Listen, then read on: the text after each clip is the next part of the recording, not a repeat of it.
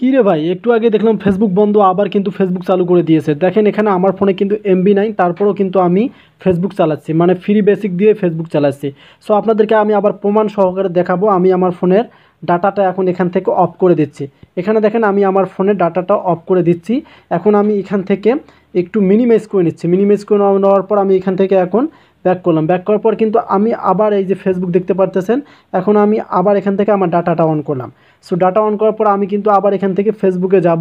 আপনারাও কিন্তু এখনই ট্রাই করেন, দেখবেন কিন্তু আপনারা ফেসবুকে ঢুকতে পারবেন। সো এখানে দেখেন, এই যে দেখেন আমি কিন্তু আবার ফেসবুকে ঢুকতে পারলাম।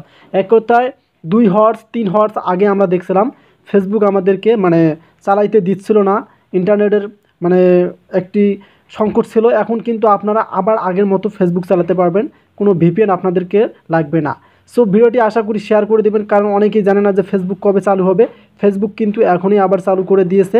জোনায়েদ আহমেদ পলকের যে কর্মকর্তা আছে তারা, যিনি আমাদের দেশের টেলিমন্ত্রী। সো বিষয়টা খুব ভালো লাগলো, কারণ আমি ওয়াইফাই ইউজ করি, যেহেতু আমি ডাটা দিলাম, আমার ফোনে এমবি নেই, এ কারণে আমি শুধু জাস্ট এখানে মানে ফিডব্যাকগুলো দেখতে পারতেছি এবং নিউজ ফিডগুলো দেখতে পারতেছি। অবশ্যই আপনারা ভিডিওটা শেয়ার করে দেবেন আপনাদের বন্ধুবান্ধবকে, অবশ্যই তারা যেন দেখে যেন তারা এখনই ফেসবুকে ঢুকতে পারে। ধন্যবাদ। আর ভালো লাগলে অবশ্যই আমাদের চ্যানেলটিকে সাবস্ক্রাইব করে রাখবেন।